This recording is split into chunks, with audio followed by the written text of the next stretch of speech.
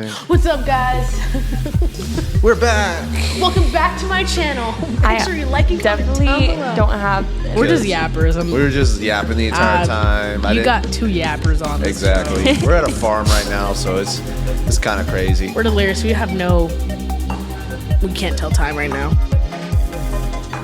Welcome to the XPerience podcast. We are on the road at Beloved Farm with our very own youth ministry, and they're watching this live right now. How we doing, New Season Youth? Nice crowd. We actually have the opportunity to be able to do this. So, joining with me today is actually a few people from our youth team, two new people added onto this special edition of the podcast at Beloved Farm. We have our very own Diane Quezada. Don't mix it up for a quesadilla. Don't do that at all. You know, we like to say that sometimes. That's pretty much all she eats, though. So I'm sorry. That and grilled cheese. That's basically what it is. And the one right next to her is our beloved Elizabeth Mendoza. Thank you for having me. Yes. Excited for today. I'm super excited for tonight, technically, because it's actually, I think, what is it, like 11 o'clock right now? It's 11 o'clock. It's 11:07. We're a little delirious, but really excited. A little bit. But in 2 weeks, we're going to be super delirious because we have that is the true. lock-in That is edition. true. Gosh. New season, are you guys be excited for the lock-in edition of the podcast? We're going to have a little bit of fun with that one because that one we're going to be up all night. We're going to be sponsored by Dutch Bros, even though they're not going to pay us anything. No, and Red Bull, too.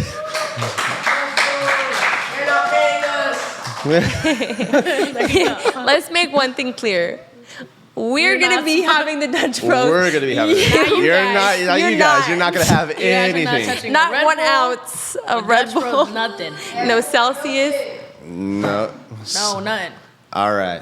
So let's go ahead. Let's get on track here. So let's go ahead. Let's do a little bit of an introduction. You're new to the XPerience podcast. Before we get started, make sure you like, subscribe, and share the content. We are over 100 subscribers. We're getting close to a 150 subscriber giveaway for a swell sweatshirt.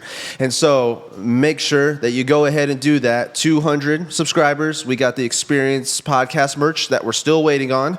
Molly, get on it, please. Make sure you get me my shirt, okay? Send those PNGs like ASAP. I'll put you on blast live on camera on YouTube. I need that merch so I can go ahead and show people what's up. People want to see your creativity, so make sure you just get me the shirt, please. Molly's just too good, too, though. She is so good. She is so good, and people don't know it.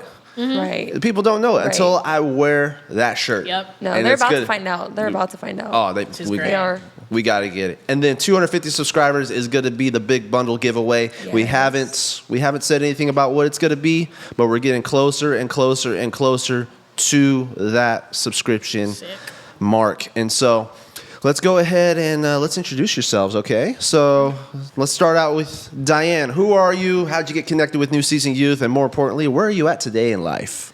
Oh, who am I? Well, I'm Diane. I'm a student, technically outside of youth ministry.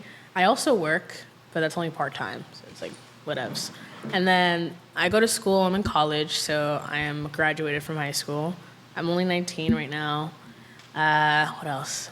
Well, I've been in the youth ministry since I was 12, but it took a long time to actually get there. Unlike the normal kid to youth path that kids take at church, I did not want to transition to youth ministry at all. You try to hide from us. I literally hid from the youth pastors when they would try to recruit me into their youth ministry. As a child, I just wanted to play tag. I didn't want to sit down. But it took a lot of motivation from Pastor Steph, which obviously is his wife, that took me to actually get there, and I never went back. Honestly, I've been there since I was 12, grew up with it, graduated, had a whole ceremony with you guys. That was crazy, and I even spoke at the ceremony this year for the graduating class. Oh, yep. So I've been here forever now, and I've been leading for about 2 years now, and it's an experience. I never thought I'd be in this place and still here even after high school, but you know, God's plan is always different from what I am initially thinking, and honestly, I couldn't be happier with what I'm doing right now. That's awesome. That's awesome. amazing. Yeah, it took you a while to kind of get you around here. So, Yeah. we're just happy that you finally came around. You stopped hiding away from us, and that's that. So, Elizabeth, how are you doing? Hello. I'm doing great. Honestly, just really excited and blessed to be part of this. It's been long overdue, but it's been exciting to prepare and plan for tonight. But I'm Elizabeth, like Pastor Gabe said. I'm currently a youth leader here at New Season, part of the best youth ministry on the planet. On the planet. I've been serving with youth ministry with New Season Youth since 2021, I believe. Yeah, 2021, early January. So what is that, about 3 years? Yeah. But I have been a part of youth ministry for about 8 years now. Couple previous youth ministries, but the last 3 with New Season. And besides that, I'm also work with admin here at New Season as well. So a little behind the scenes. And I'm also newly married. Been married for 2 years. Congratulations. I'm actually at New Season because of my husband, AJ. This was his home church. This was his family, his community, and he brought me in. And I'm so blessed and thankful to have been able to come in because like this is family now. And it's been some of the best years, growing years, stretching years, but some of the best years of ministry for sure. That's awesome. Yeah. So you guys, like, in a way, like, we have multiple different journeys. Obviously, Diane, you got to be, the test dummy for the Pastor Gabe and Pastor Steph experience of youth ministry. Yeah. So you got to see the journey, and you knew us before as leaders a little bit. And then, obviously, Elizabeth, we go way back. Like... That is true. Way, way back, when I just started going to church, and then you're like, oh, this is the new boyfriend of Pastor Steph. Okay. I was still wearing fedoras and all that stuff. I dressed up a lot nicer back in the day. Nice. Now I'm like, I just let myself go. I won in life. I'm good. I don't dress to impress anymore. I'm just chilling. I think something that's so beautiful at ministry, though, that you kind of brought up too, is that because I knew Pastor Steph from a really young age, she was a grade school teacher for me at our previous church. But it's crazy to see just how when you're in ministry, you get plugged in to people for life. Like you do life with the people that you do ministry with. And it's not just something that, it's... Sometimes it is temporary, right? But I think usually and for the most part, like you do life with the people that you do ministry with because that is what the body of Christ is. It's just doing life together and living out the word with people in and out of church. And so I see that full circle picture here. Yeah, especially when you get into places like youth ministry. Yeah. It's almost like you come full circle with people that maybe... Like, for example, for me, it's like people that grew up in the youth ministry with me, and then they're out and going and serving in the youth ministry. Yeah, Alvaro was a great example of that. I met him at Jessup, Wow. and now we're doing ministry together, and then we're trying to get, like stuff like that. Yeah. But then I also have other people that grew up in New Season Youth, and now they're out and running their own youth ministries because they're adults and all that. I've been in the game for a very long time. So you get to kind of like see people grow up and start families and then see where they go with ministry. So it's a crazy, crazy journey. So let's go ahead. Let's get into this. So this podcast is actually a very, very special one. We had the opportunity to have our students actually write down some questions, and we're going to go ahead and do some Q&A. So there may be some specific people. There may be certain, we don't know exactly what's going to happen. It may be personal questions. It may be biblical questions. So we're going to see what happens here. So, hey, I have this little notebook it's full. right What? here. Yep, we got a filled lot. it up. The first one says hello. I'm just kidding. Oh, gotcha. Hi. Hello, hi. First question here. I'm nervous. How was college? That's a good question, actually. How was or how is? For you, how is? How was college? Probably Was for for both you. of us. That's for you. Yeah. I've been, me too, I'm still in it. Fun fact, I would run into Pastor Gabe on campus at William Jessup. Gotcha. all the time. That's actually And fun. I would run into him while I was studying and prepping for my classes. Exams? Yeah. I would run into Pastor Gabe playing ping pong in our student union probably every other day. And I'm like, aren't you supposed to be in class right now? He'd be like, oh, yeah. Yeah. You know, Yeah, we're just chilling. gotta vibing. take a little break, Paying Some for of the best classes memories. and you're playing ping pong. Okay, we don't need to go. But Were you exposed to him? I'm sorry. It's all good because I got he I got graduated. great Hey, he got good grades. I got great grades there. There you go. Like, it don't Hey. matter. Matter. The only Hey. the at Jessup specifically. So I think my journey with college is a little bit different than True, yours. true. Yeah. So I transferred 3 times. So I started at City, went to Sac State, Yeah. changed my degree, went back to City, and then Jessup had a kinesiology program, so I felt like I was called to go to Jessup. But at Jessup, I did 2 years of school in a year and a half. Want to get married, want to start life. I didn't want to be at school anymore. You know, that was like my main goal. But when I got to Jessup, you know, it's like kindergarten to high school for me, honestly. Like, it felt so much easier compared to going to Sac State. Nope, not taking jabs at Jessup. I love Jessup. Love it. But, like, when you go through different experiences and you get to see how personable the people were Yeah, and how much they for cared real. about you and everything, they don't see you as a number, it makes life a lot easier. Yeah. So much easier to the point to where I just go out and I play ping pong and miss class.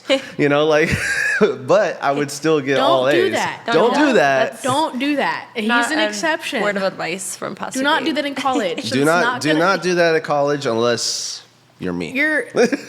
Unless you're adaptable to your situation. So I would do that, but that was basically my journey. You know, college. I play ping pong. Now I think my perspective has changed on college. Because of my situation, because of where I'm at in my life. Yeah. I wouldn't necessarily say you have to go to college.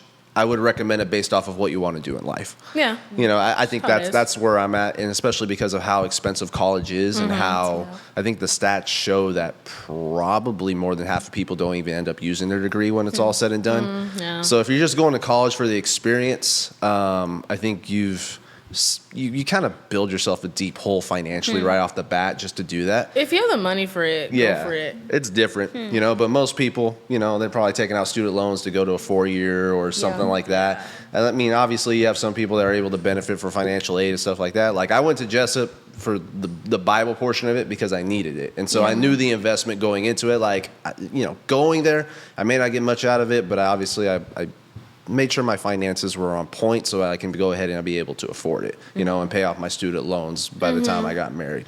But if you don't really have a financial game plan when you go into college, and you don't really have a career path, especially a lot of career paths, they don't even really require a degree nowadays. You would just have to kind of figure that out. My plan is always this. You don't go to college to figure out what you want to do. No. You go to college so you know what you want to do in 4 years. Yeah. So it's like, you're going to college. Why are you going to college? You're like, well, I'm going to college, I have experience. Like, well, you're living in the present. Yeah. Why are you going to college? No, I want to go to college because I want this job. Okay, this is the steps that you need to take in order to get the job. That means you have to go to college. Yeah. College is a stepping stone. It's not the experience that you want. So that's my view on it. You know what? Yeah.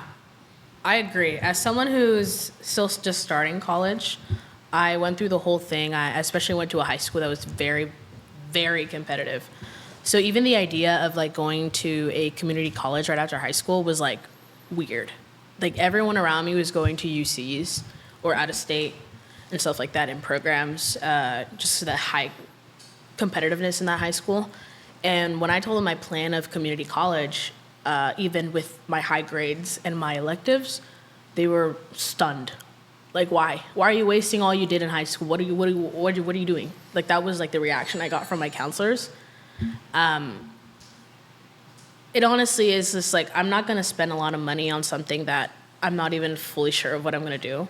Like, I have a plan myself, but like with my experience with God and how my plans have changed over the years, I knew that no matter what, if something else happened, if something in mind change, then I would have to change it as well. So I just went with the easier route, which is going to community college, which is, even though it has a bad stigma around here, I always suggest you do it. College is actually really, really fun, in my opinion. I enjoy college. I always have enjoyed learning and exhorting myself into education.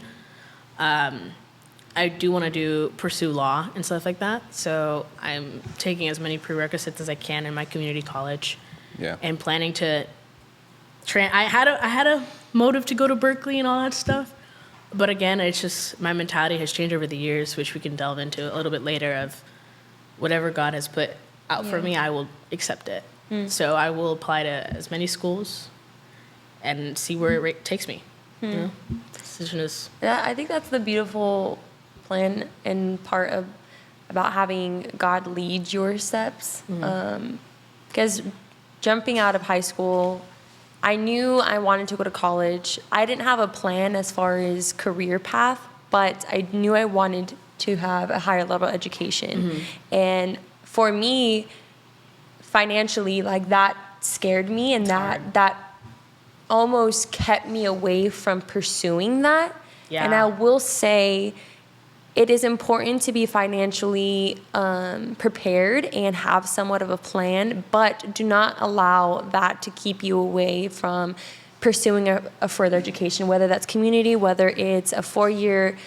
There is always a way. There is scholarship. There's always a way to get there, and especially when you allow God to lead you.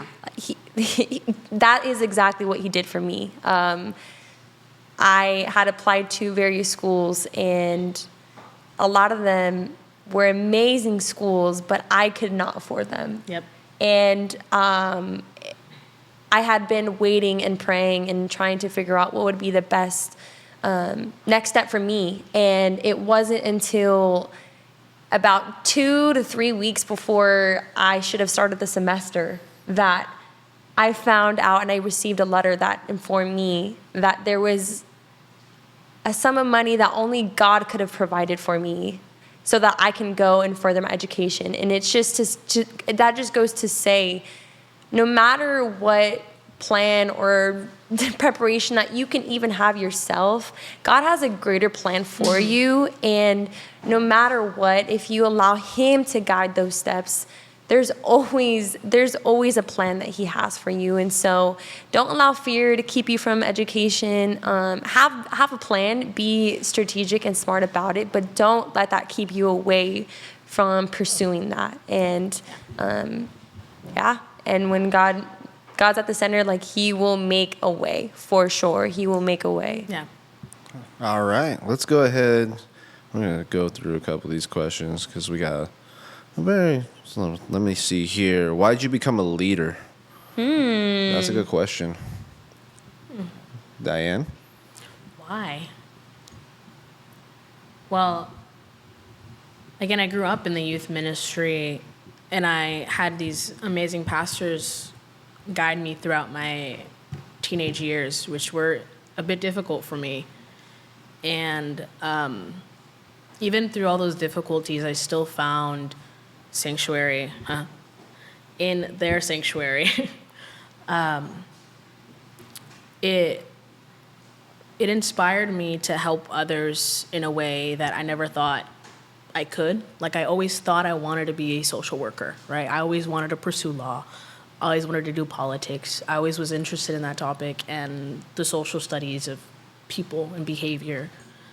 But I never thought about leadership like that until, like, I started growing up with these people who did help me throughout all those years and were almost like a social worker in that sense.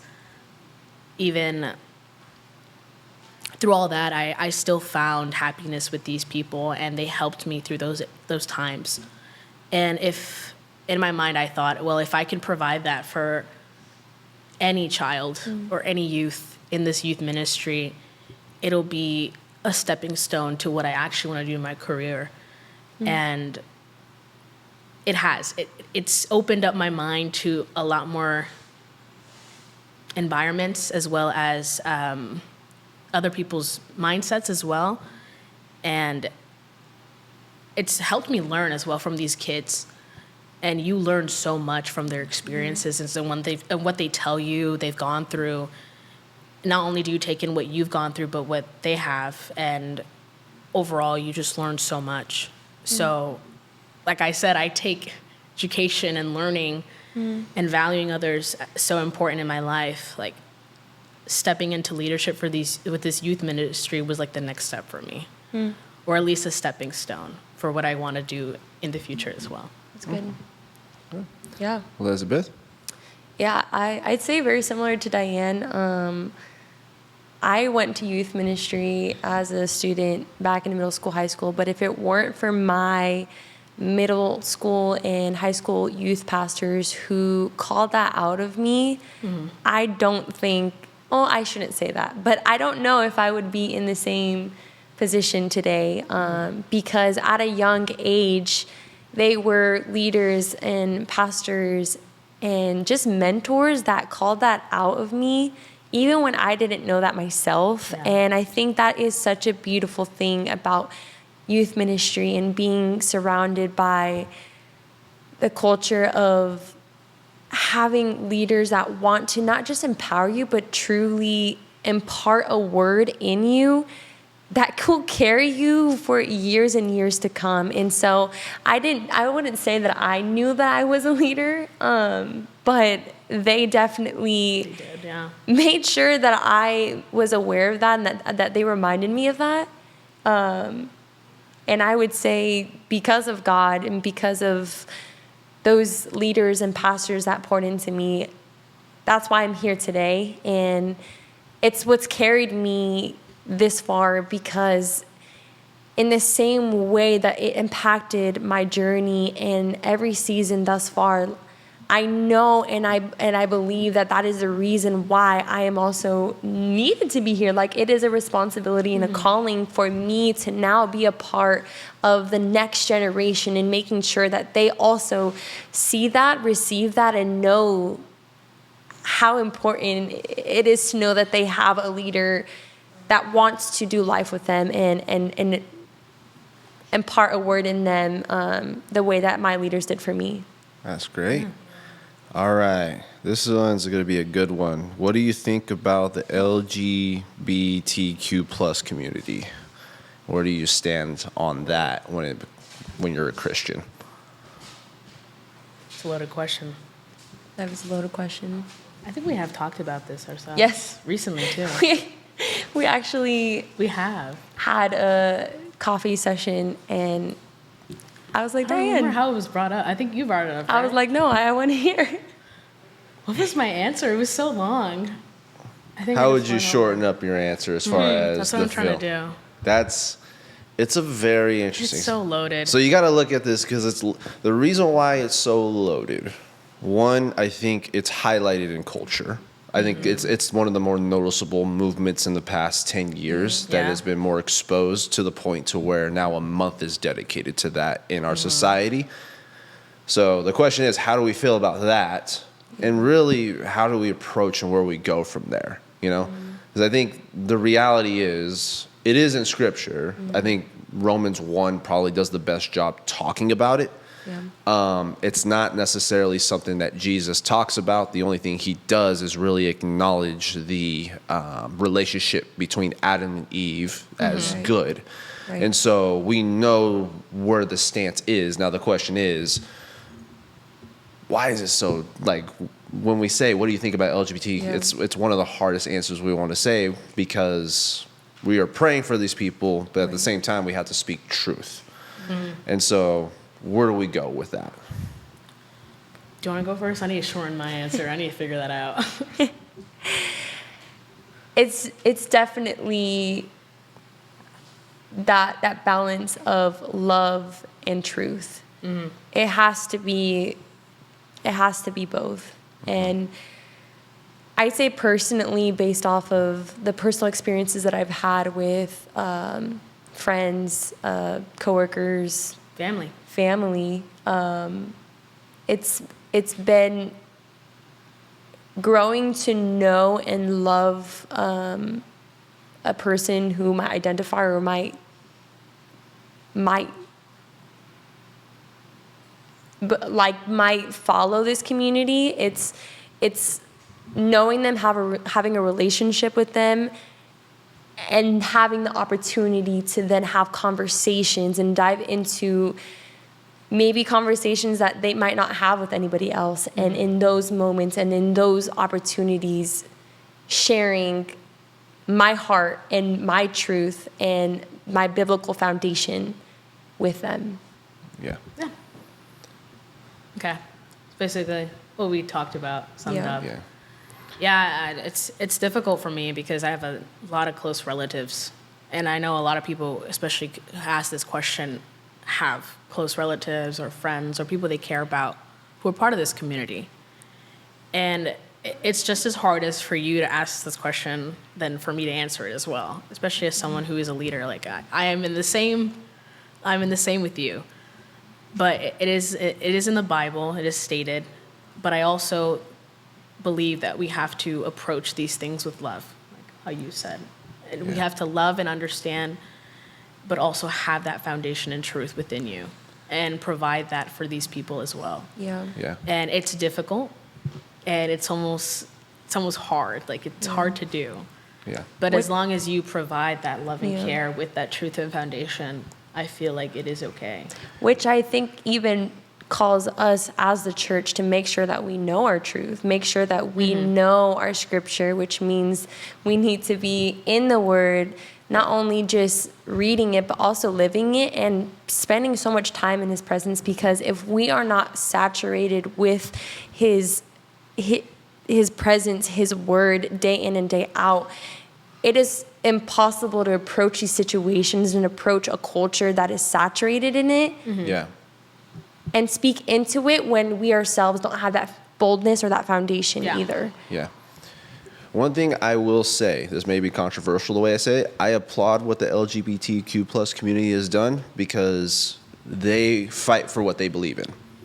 You get what I'm saying? Yeah. You see how far they have come, even though we disagree with it, even though we know it's not the truth, you have to give them their flowers because they've gotten so far with it, you know? And in the same way, because they've gotten so far with it, now it's like the church feels like they have to, like, oh, we got to be on the defense, guys, because it's getting so much to the point to where they're taking a whole entire month to go ahead and celebrate it. And now it's beginning to attack our children and this and that, you know? And it's really the story of if you allow this little small spark to become a big wildfire, this can be the results of that. How do we approach it and how do we talk about it? It's really quite simple. Not only just because a lot of people want to go towards the Bible and this and that, but then we also have to think about like real life consequences. What comes out of a same-sex relationship? What are the repercussions of having that? We've seen that with health-wise and medically and what it can do. But then also more importantly, it's like if you say that this is who I'm designed to be, then I need the proof. If this is truly who you're designed to be, then you need to explain to me that when this relationship happens, is this a natural relationship? And sometimes we fail to realize that part of it and bring that into perspective. Like, simple thing, okay, is this relationship natural in itself? Based off of what I know from the Word of God, based off of what I know about science and how the body reacts and what the body does in certain body. What tells me is that the natural relationship has always been between male and female. Anything that is deemed unnatural is not the thing of God. And so the unnatural would be like, processed foods, things like that. Like you have all that stuff, but in the same way, relationships can be the same manner. And so how do we approach it? It's tough. It's tough. Why? Because it's gotten so far. And we feel like we have to dig ourselves out of a hole in these kind of scenarios. But it's very important to be able to approach it. But I think more importantly, letting them know that you stand firm on what you believe in. Yeah. Not because you want to condemn them, but because you want to speak life to them. Yeah. And I think that's one of the most important things that we must understand when we go into these conversations, because I had to go through that conversation myself with somebody that's very close to me, who I've loved very much. And no matter how many times he wanted me to accept it, I can't. because it's a decision of whether I love their sin or I love God more. Right. And Right. you got to be able to really put your mindset on that. Yeah. Am I going to love the God that gave me everything? Or am I going to love the sin that is going to take my loved one away from God and away from me forever? You got to look into that perspective. So I think this will lead us to one of the final questions. There's so many random questions on here, but I want to go with this. Why do you think people reject God or don't want to believe in God? It's a lot of reasons. For you, probably the number one reason you believe. Oh, for me? Yeah. From experience, from knowing people.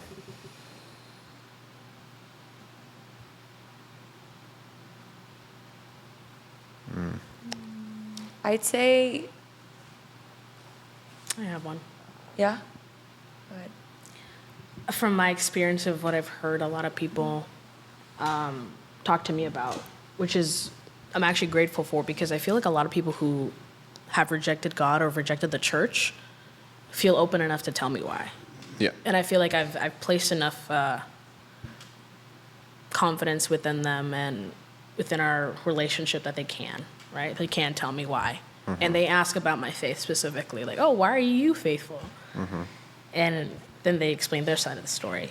Yeah. I think most sides of the story that I hear are either rejection, like rejection from their family or rejection from their church specifically. Okay. Rejection of who they are, whether or not it's LGBTQ+, or situations they went through, traumatic situations they went through as children. Won't get too deep into that, but like sometimes people in the church have done something to them. Specifically, I've had about like 3 experiences of people telling me that. And there's like a trauma attached to the idea of church and God. Yeah. And I can't help but feel saddened for them Yeah. because they haven't experienced like God and the church's true love that can actually benefit you. And Yeah. I think those are like the main ones I've actually seen. Yeah. No, that's true. Man, church hurt is such an interesting subject, man, because Yeah. I think at some point everybody's going to get hurt by somebody in the church. I think that's just the reality. Why? Because you You're have a gonna bunch get hurt of by anyone and anybody, everyone. anybody, Even your own any- family. Exactly. You're gonna get hurt at one point, you know, and oh man, it's a really, I guess you could say it's not a harsh thing to say. I think it's just a very real thing to say, but maybe it's wanting to be accepted by a group of people rather than understanding that you're accepted into God's love. And sometimes we forget that. But I feel like they've just never been explained that. Exactly. I feel like there's a huge culture in some families that I've seen that Yeah. if you're not accepted by the people of the church, then you're not accepted by God. But that's not how The people aren't God. God though. works at Yeah. all. And I've had to explain them that it's not about how the church sees you. It's about how your relationship with God is. Yeah. It's all about that. In the end, like my faith comes with my relationship with God, not with anyone in the church. Sure, I enjoy going to church because having that community and church is with multiple people, right? Yeah. When all of us are here, God is with us. Right. And I've found community in my church, and that's a blessing. I find it as a blessing, and I find confidentiality with all of you guys, and it is a blessing in my mind. But I've had to explain to many of those people that God is with the person itself, not with exactly just the people at church. Yeah. Yeah, I definitely agree with what you've just shared. I've seen a lot of people confused with what is our faith and the personal relationship that we have with God, and have seen it confused it and even misinterpreted it with other faiths, and definitely make claims based off of mistakes or decisions people have made Yeah. and associated that with God. And I think that's what gets us the furthest from the truth, furthest from the basis of our faith. And I mean, our faith is not based on a human or a building or a group of people. Our faith is based on a God that is living, that died on the cross for us. And so it's a living faith that we carry. And if someone isn't willing to see that, or at least have the openness to seeing that, they're already going to close that door. And that's where even Scripture reminds us that those who carry a hardened heart will shut the door to hearing and seeing and knowing for themselves. And so it's hard, because you want to share that and show that to the people who are confused. But sometimes, and in many moments with family and friends, when I've seen that there is maybe just a disconnect or a confusion or a wall that's been placed, I feel like there's a lot of moments where God just calls you to be present in their lives and just pray for them, and just show them what it looks like to just carry that love through and through, whether you are necessarily always sharing that faith with them or even just showing it through your lifestyle. Yeah. I will say, this is controversial, but I can call out people in the church who use their faith as hatred towards others who don't understand faith or have not been able to accept faith. I have seen it happen. And that's also not progressing us to give truth out. It is harder for us to do that.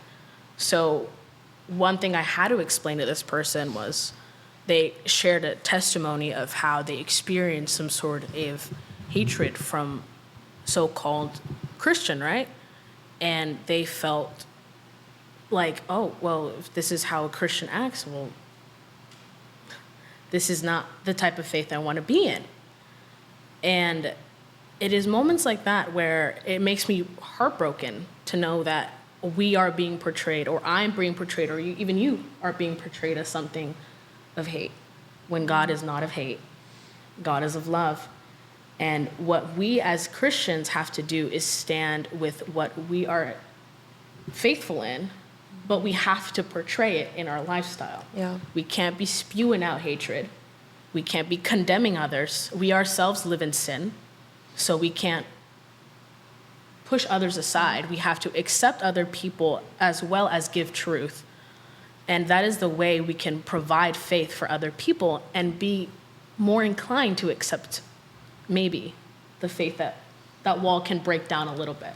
Yeah. And of course, I also agree with sometimes you just have to sit and pray, because sometimes it's just the wall is there.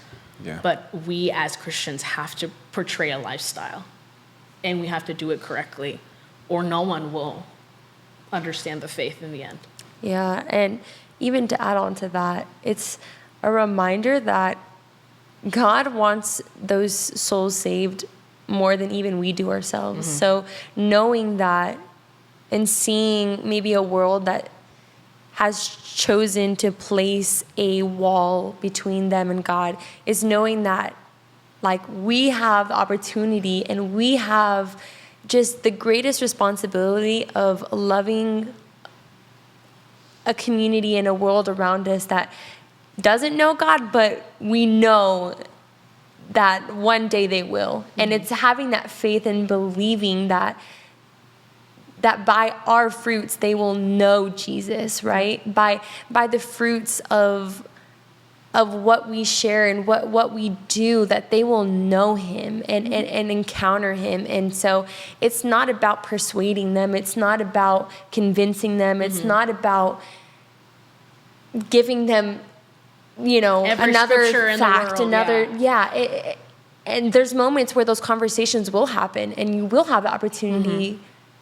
But more importantly, it's knowing and believing that God is pursuing their heart more than even we can with all of our efforts. We're human as well. Oh, yeah. Now, I'm going to take it a little bit different direction because I want to focus more on the people that, per se, don't go to church at all. Never been experienced in church. Don't even want to. Don't even want to hear the name Jesus. Don't even want to be around it. I think there comes a point where, for example, if we're having a conversation about something and you're very passionate, like for example, if you're very passionate about law. But my response is, I don't want to know anything about law. What's the kind of conversation that we can have out of it? You know, where's the route that we go? Now, how many things you tell me about law and law and order and what's the checks and balances of everything?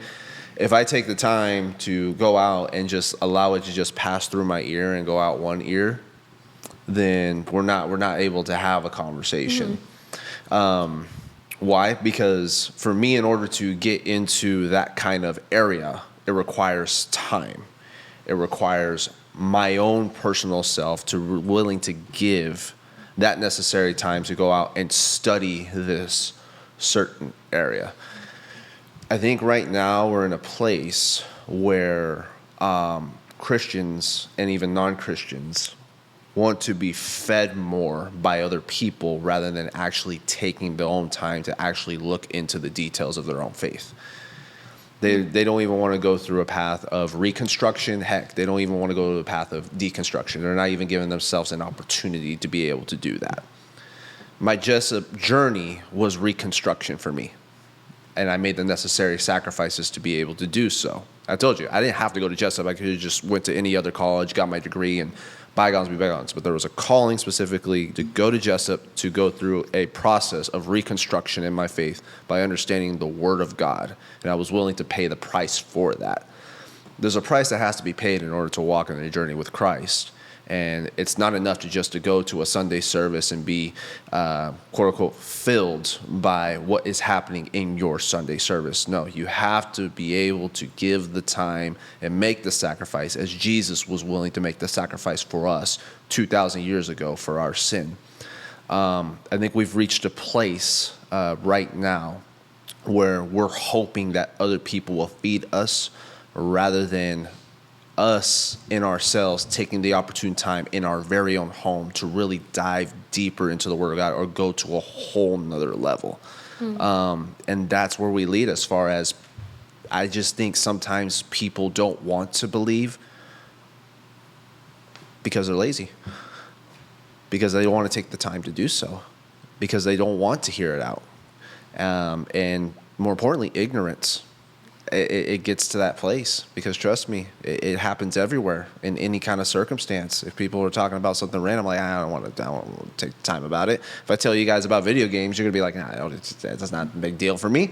Huh? But that's the same things when it comes to the faith as well. You know, it's like, why would I want to take the time to learn something if it's not in my being to want to learn to know anything about it? I want to know I want to hear what I want to hear. I want to like what I want to like. I want to feel what I want to feel. And it makes it a me generation. Yeah, it feels like a cultural thing now. Yeah, it is. I think I feel like culturally people are just more inclined to just be within themselves more often. Yeah. And if it's not in front of them, they don't care. So. And that's literally the exact opposite of Scripture. Yep. We're to die to ourselves, carry our cross, and follow Him. Let the dead bury the dead. Let me say goodbye to my dad. No, let your dad go. It's fine. Like we've talked about this. The cost of following Jesus is time. Yeah. It's physical. It's emotional. It's spiritual. Yeah. It's not an easy life. And I think sometimes because of ignorance and the wantingness to have an easier life in their walk, that's what happens when you have people either deconstructing their faith or they're just not giving it an opportunity or time. I wouldn't even call it a hardening of the heart. I think it's just a block in the mind. Like it's becoming that much. And so now it's just, we got to get rid of that block. So, but let's close this thing out, because we don't have too much time, and God knows who's out there right now, wandering around. It's midnight. I 3 think they're cows having and 2 chickens, actually. 3 cows. There's 3 cows outside. There is 3 cows. I saw about 4 lizards since I've been here. Ew. And 1 rat. You saw a rat? Okay, we're not going to talk about this anymore. But one of the last questions that I want to talk about, why do we start the podcast? So obviously this podcast has been something in the talks for a while, specifically related to doing it with the new season youth ministry group. And I wanted this podcast to be something different, not necessarily in a way of we're going to do content that's so different than everybody else. But no, I wanted to do it in a way where we kind of take the long path as far as the growth of the podcast by bringing in people that I love, that are part of, my circle, my community in a way, locally around the area, Sacramento, Stockton, wherever you're from. But I wanted to do it with the everyday person, because even though the everyday person may not have the platform or the check mark next to their Instagram page, they have a story. They have a testimony. Yeah. They have a calling. And their story can have such an impact on so many people, hundreds, eventually thousands of people that are going to watch this podcast. And many times the reason why that we don't hear about this is, one, they're so busy with doing their everyday life, being moms, being dads, being husbands, being fathers, being students, being a high schooler, going out, being an athlete. They don't get the opportunity to be put on the kind of platform to go out and share a beautiful story that they have, and it may have just as much of an impact as anybody out there. And so I want to give people that platform, that opportunity to go out and share their story. Yeah. Especially somebody being a youth pastor who's had plenty of opportunities, been blessed beyond belief to have the opportunity to lead a beautiful youth ministry, and then in ways have a platform to be able to go out and do something like this, and as well as go out and preach to other churches. But I want to do it for the everyday person. Why? Because the everyday person can actually have a greater impact on society and the church than anybody that's just on the pulpit. Yeah.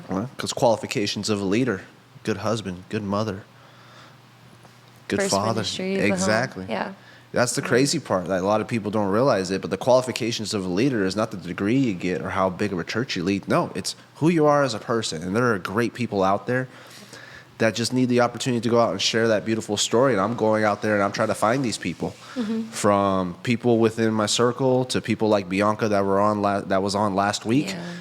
There are people out there that have such an amazing testimony, and I want to give those people an opportunity to go out and share that story. And the way that he's connecting people that you wouldn't expect to be connected, like such a small world. And so I think for one, like, shout out to our youth ministry and Pastor Gabe and Pastor Steph and their heart, because you often see so many platforms looking for another opportunity to gain some traction, to gain a couple followers, to gain just being known. But the heart behind what we're doing here is so that somebody who typically isn't behind a platform or doesn't have a microphone, that they have the opportunity to share and to know that their story is important and valuable as well. There are people in the background that are having a greater impact on the world than people that are on the stage.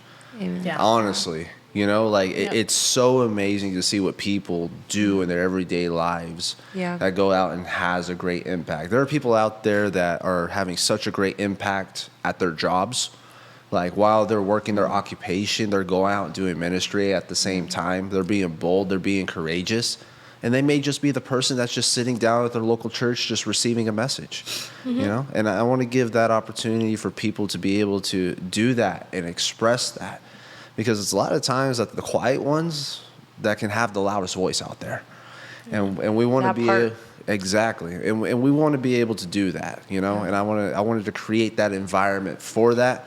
Obviously, doing that with a podcast like that, it's going to be a long road as far as its growth and as far as what we want it to be. But at the same time, I want it to be authentic like that.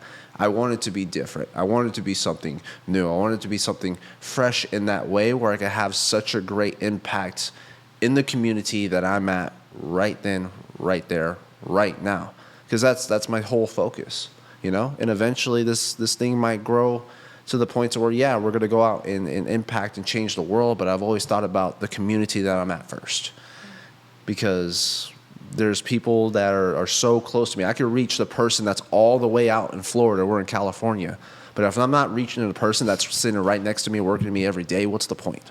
Yeah, you change the world with the very group of people that you're surrounded by. Exactly. So yeah. It's good. That's the goal of this podcast. So we're going to close out of here because, we already had one camera die out, and we need to go out and There's like kids out there, right? yeah, I'm pretty sure there's kids out there. On the farm? On the farm. So, we're going to go out. We're going to be up for a little bit nervous. longer. Obviously, this is posted on Monday. This is a Friday night, but we're going to be up a little bit, just patrolling the area, making sure everybody is, not doing anything getting crazy. electrocuted by the fence. Not like trying I to tip did. over cows or anything like that. So, Yeah. Josue, you better not do that. Right? Jasmine, you better not do that. You'll be all right, but especially Andrew. Definitely Andrew would probably be the one to do it. Andrew's be the running type. rampant right now. So, Gotta be up early, milk the cows, okay? So Thanks, sound guy. better go to sleep now. oh man. Well, let's get out of here, but make sure to like, subscribe, share the content that we are doing. 150 subscribers. We're so close to it. Get that legendary Swell sweatshirt. If you haven't seen it before, I've repped it on a couple of podcasts already. The whole team wears it. We all love it I don't because have one. we're a believer of swellness. You don't have one yet. I don't have one. You've been out. You need to get one. Yeah, I was Did she late to even the go message.